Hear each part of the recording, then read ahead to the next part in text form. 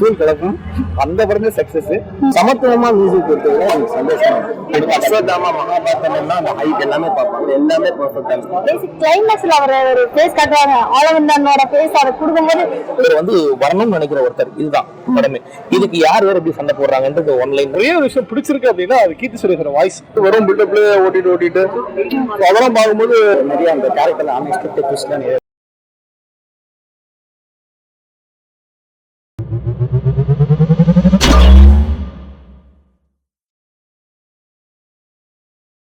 குவியம் சேனல் நேயர்களுக்கு வணக்கம். இன்னைக்கு நம்ம எங்க வந்திருக்கோம் பாத்தீங்கன்னா ரோகிணி சினிமாஸ்ல கல்கி மூவியோட ரிவ்யூஸ் பார்க்கலாம். ஸோ மார்னிங் 9 o'clock ஷோக்கு எஃப்டிஎஃப்எஸ் ஃபேன்ஸ் நிறைய பேர் வந்திருக்காங்க. ஸோ அவங்களோட ரிவ்யூஸ் அண்ட் ரேட்டிங்ஸ் பார்த்துட்டு நம்ம பேசலாம்.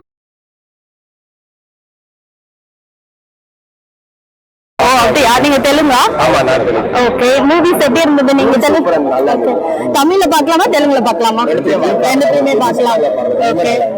சோ ஃபேவரட் டயலாக் ஏதாவது இருக்கா? அதுல மாஸ் டயலாக் அந்த மாதிரி இருக்கு. ஃபர்ஸ்ட் ஹாஃப் நிறைய சர்ப்ரைசஸ் கேமியோஸ் நிறைய இருக்கு. ஓகே. சோ அது நல்லா எங்கேஜிங்கா இருக்கு. ஓகே. யாரோட கேரக்டர் இதுல ரொம்ப அப்படியே நம்மள தோணுது? அமிதாப் பச்சன் கேரக்டர் வந்து ப்ராப்பரா பண்ணிருந்தாரு. எல்லாமே அஸ்வத்தாமா மகாபாரதம் அந்த ஹைட் எல்லாமே பார்ப்பாங்க, எல்லாமே பெர்ஃபெக்ட்டா இருக்கும். ஓகே. சோ ரொம்ப பிடிச்சிருக்கு. இன்னொரு டைம் பார்க்க வருவீங்களா? பார்க்கலாம். ஏன்னா சில பேருக்கு ஃபர்ஸ்ட் டைம் பார்த்து இந்த படம் புரியாது. ஓகே. கண்டிப்பா நடந்துற பார்க்க வராங்க. பட் ஃப்ரேம்ஸ் எல்லாம் ரொம்ப நல்லா பண்ணிருக்காங்க. விஜய் கொண்ட கேமியோ ரொம்ப நல்லா யூஸ் பண்ணிருக்காங்க. ஓகே. கேமியோ சர்ப்ரைசஸ் நிறைய இருக்கு அந்த மூவில. ஓகே. மியூசிக் கூட சந்தோஷ் பயங்கரமா இருக்கு, சூப்பரா இருக்கு. ஓகே. சோ இப்போ தமிழ் ஃபேன்ஸ் வந்து இந்த மூவி நிறைய பாப்பாங்களா? கண்டிப்பா. உங்களுக்கு ரொம்ப பிடிச்ச கேரக்டர் யாரு இதுல? கேரக்டர் அஃப்கோர்ஸ் பிரபாஸ் தான். நிறைய அந்த கேரக்டர்ல அன்எக்ஸ்பெக்டட் ட்விஸ்ட்லாம் இருக்கு. கிளைமாக்ஸ்ல லைட்டா ரிவீல் பண்ணாங்க. ஓகே. ஒரு கிரே ஷேட் உள்ள ஒரு கேரக்டர் மாதிரி. ஓகே. சோ இதுல ட்விஸ்ட் கொடுக்கிற சீன்ஸ் டிஃபரண்டான ஆக்டர்ஸ் ஏதாவது கேமியோ ரோல் அந்த மாதிரி ட்விஸ்ட் வந்துட்டு இருக்கு. ஓகே. நீங்க இது 20 minutes கழிச்சு ஒரு கேமியோ பண்ணுவாங்க. ஓகே. அவ்வளவு சூப்பரா இருந்துச்சு. ஓகே. லைக் நீங்க உங்களுக்கு ஒரு Telugu cinema TFI Telugu industry பத்தி நல்ல நாலேஜ் இருந்துச்சுன்னா நீங்க இன்னும் நல்லா சப்போர்ட். ஓகே. இப்போ தமிழ் ஆடியன்ஸ்க்கு இந்த மூவி பிடிக்குமா? தமிழ் ஆடியன்ஸ்க்கு டெஃபினட்டா பிடிக்கும். இது வந்து ஒரு மார்வல் படம்லாம் எப்படி எடுத்தாங்களோ அதே மாதிரி இந்த படம் எடுத்து வச்சிருக்காங்க. என்னமே வந்து எப்படி சொல்றது, ரியலிஸ்டிக்கான இருக்குது. நம்மளோட மித்தாலஜியும் அந்த ஃபியூச்சர் சயின்ஸ் ஃபிக்ஷன்லாம் சேர்ந்து. ஓகே. பிரபாஸ் எக்ஸெப்ட் வேற எந்த கேரக்டர் உங்களுக்கு ரொம்ப பிடிச்சிருக்கு? அஸ்வத்தாமா. ஓகே. அமிதாப் பச்சன்.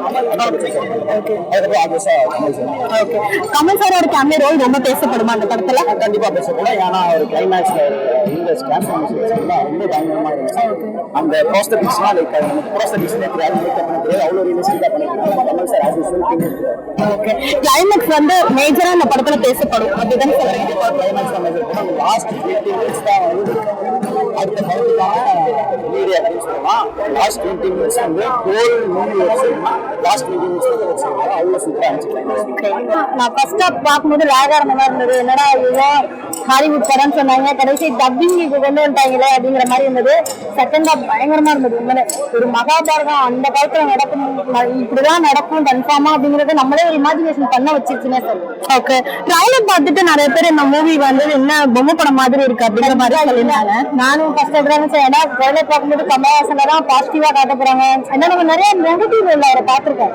அந்த ஒரு ஃபீல் வருமா அப்படிங்கிற டவுட்ல ஒண்ணு. கடைசி அவர் தான் வில்லன் காமிச்சு அந்த விதமா இருக்கட்டும். கடைசி கிளைமேக்ஸ்ல அவர் ஒரு ஃபேஸ் காட்டுவாங்க, ஆலவந்தனோட ஃபேஸ் அதை கொடுக்கும்போது பார்த்துவே விட்டுருடா அப்படிங்கிற மாதிரி இருந்தது. ஓகே. அப்போ கொஞ்சம் ட்விஸ்ட்லாம் அவங்களே சொல்லிட்டாங்க நமக்கு. மைனஸ் அப்படின்னு பாத்தீங்கன்னா பார்ட் 1 அதாவது ஃபர்ஸ்ட் ஹாஃப் கொஞ்சம் கம்மி பண்ணிருக்கலாம். ரொம்ப ஒரு மாதிரி கொண்டுட்டு போன மாதிரி இருந்தது. Part 2 super.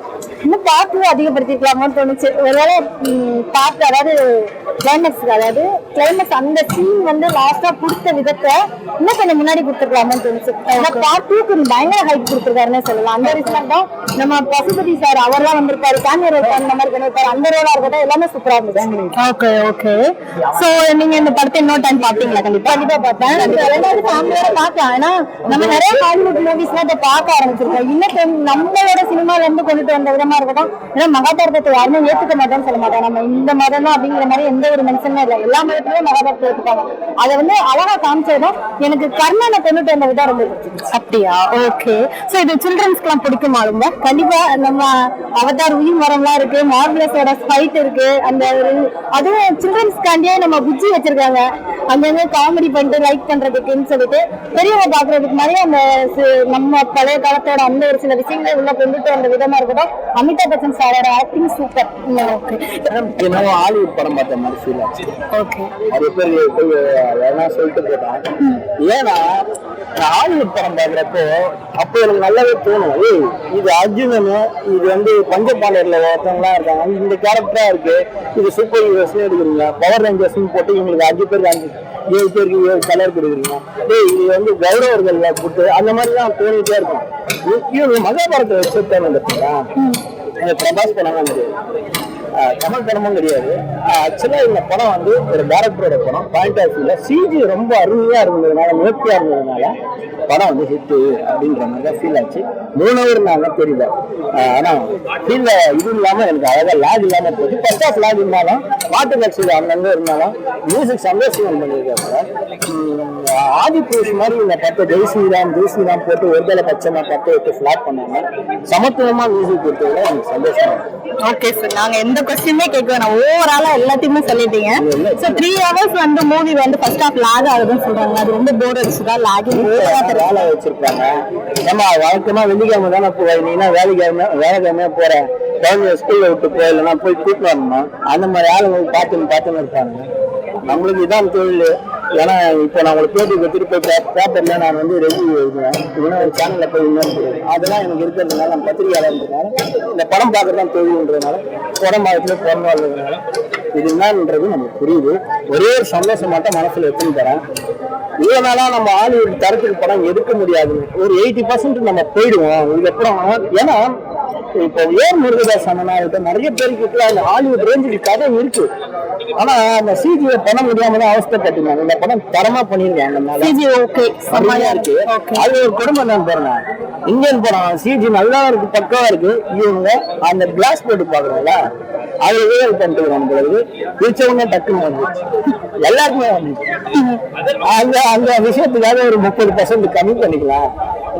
என்ன சொல்றது, ஊழல் இல்லாம நம்ம கிடையாது, அந்த மாதிரி ஆயிடுச்சு.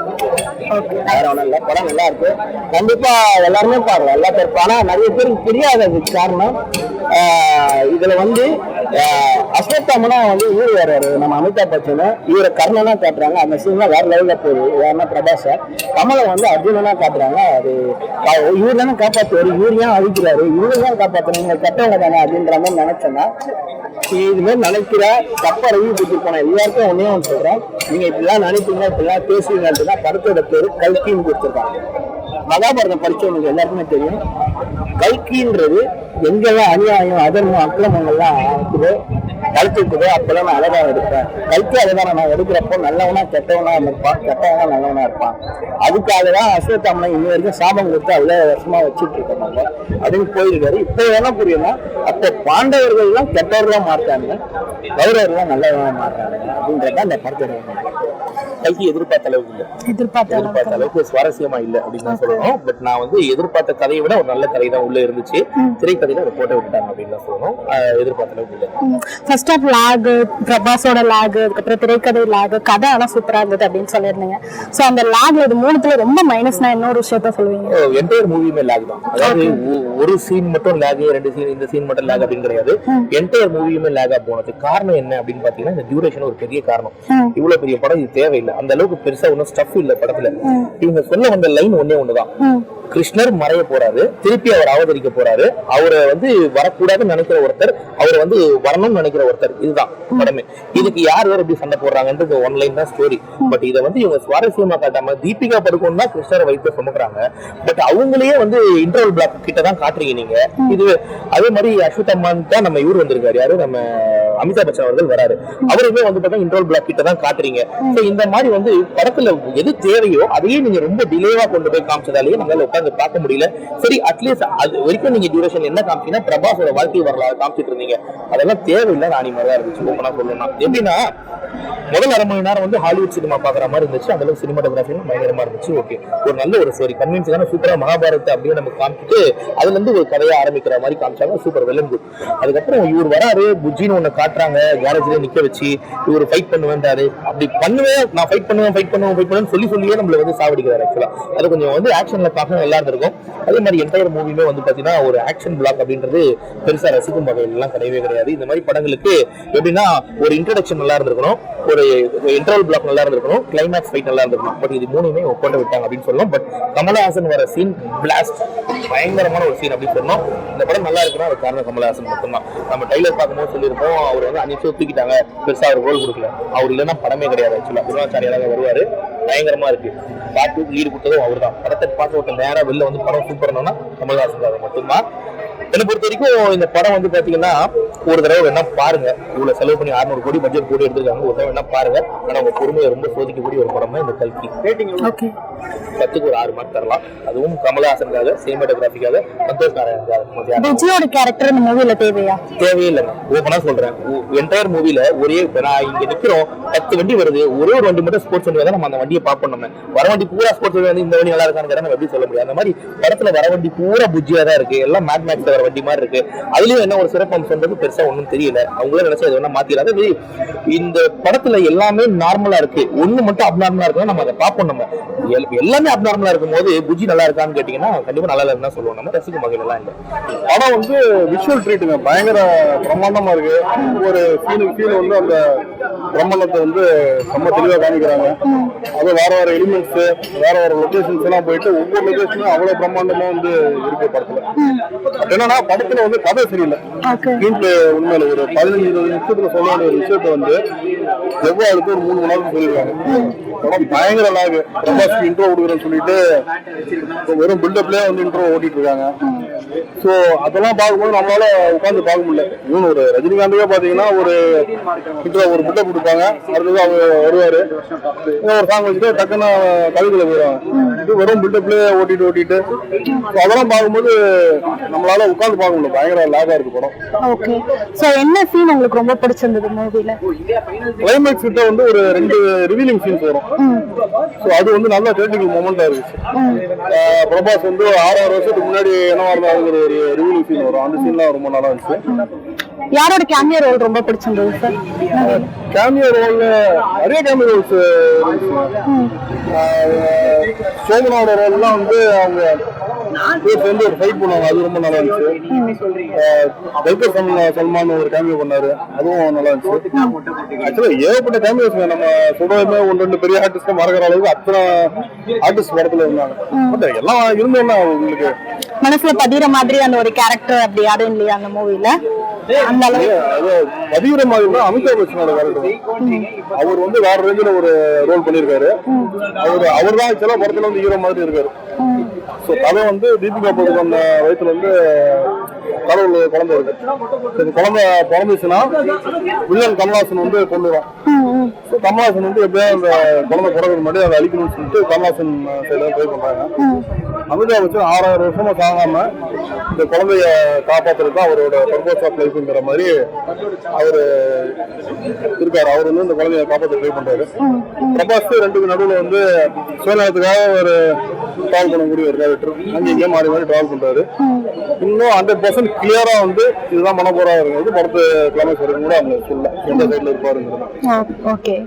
படத்துல என்னன்னா ஸ்டோரி நாட் வந்து பாத்தீங்கன்னா பயங்கர வீக். நம்ம தமிழ் ஆடியன்ஸ்க்கு தெலுங்கு ஆடியன்ஸ்க்கு எப்படி தெரியாது, தமிழ் ஆடியன்ஸ் கனெக்ட் பண்ற மாதிரி ஒண்ணுமே இல்லை. ஒரு படத்துல 90 சீன் அந்த ஒரு 20 சீன் ரொம்ப நல்லா இருந்துச்சுனாவே படம் எங்கேயோ போயிடும். நம்ம விசில் அடிச்சு பாக்குற அளவுக்கு ஒரு சீன் கூட இல்லாது. பெரிய மைனஸ் டிசப்பாயிண்ட் ஆகிட்டான் படத்துக்கு. மல்டி காஸ்டிங் பண்ணதுனால கொஞ்சம் உட்கார்ந்து வைக்கணும். அதை டெக்னிக்கலா செம்ம படம். வீடியோ ஒர்க்கா இருக்கட்டும், ஆர்ட் ஒர்க்கா இருக்கட்டும், பேக்ரவுண்ட் ஸ்கோரா இருக்கட்டும், கேமரா ஒர்க் எல்லாமே பிரிச்சிருக்கும்.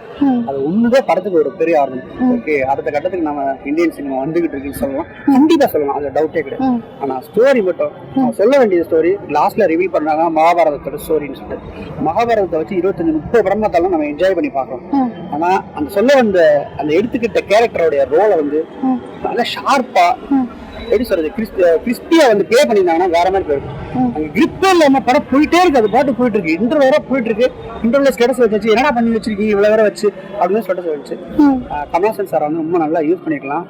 அவர் டேட் கிடைக்கல நம்ம இதுல உங்களை செகண்ட் பார்ட்ல யூஸ் பண்ணிக்கிறேன்னு சொல்லிட்டு செம்மையா ரோலக்ஸ் மாதிரி ஒரு லீட் கொடுத்துருக்காங்க. பார்த்துட்டே இருக்கலாம். செகண்ட் பார்ட் வந்துச்சுன்னா கமலஹாசன் சார் தான் வில்லனு. இந்த குழந்தைய ஒரு கேரக்டர் வர்றாங்க, அந்த கேரக்டருக்கு யஷ போடுறோம், தூள் கிளப்பும். அந்த படமே சக்சஸ். பிரபாஸோட 4th flop. ஓகே அப்படி இருக்கு. சாரி, வேற வழியில போகாம இருக்கு. Okay okay.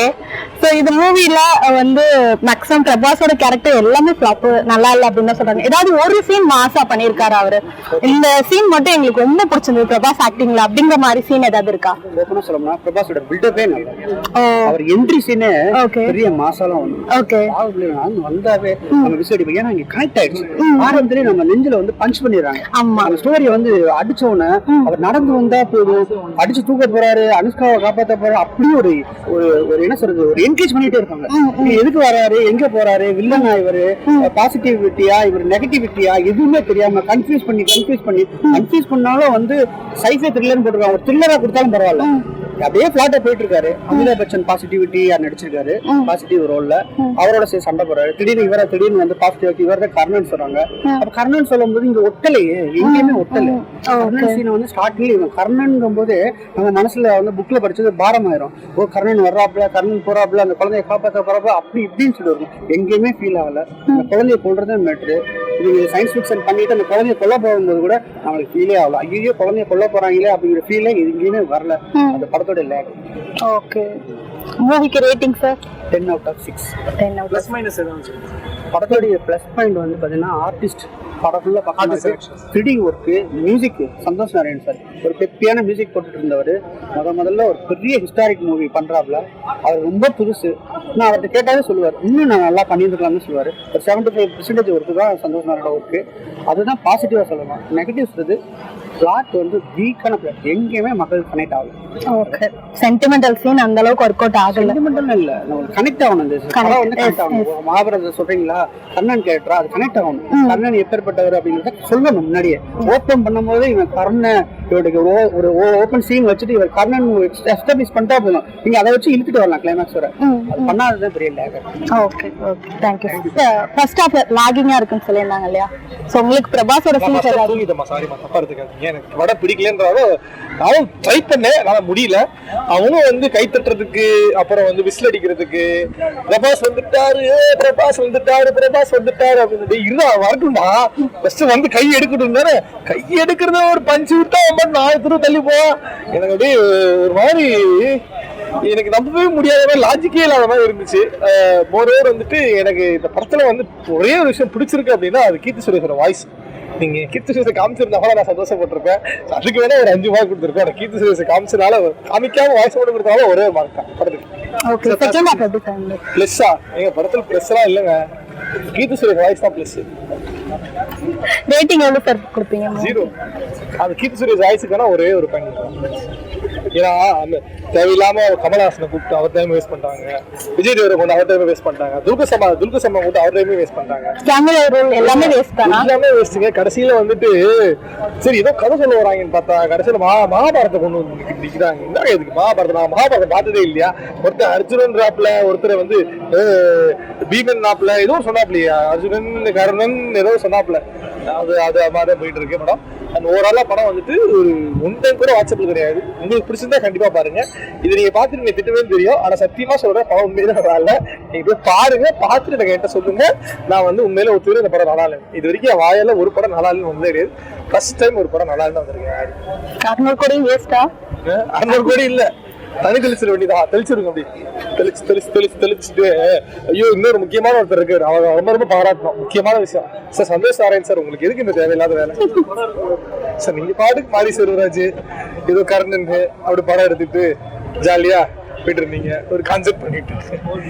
எதுக்கு தேவையில்லாம வந்து ஏதோ எழுப்பி விட்டுருச்சு, ஏதோ கத்திட்டு அப்பதான் ஏதோ 2 நிமிஷம் சண்டை போடுறாங்க இந்த ஒரு பேக்ரவுண்ட்ல அப்படின்னு.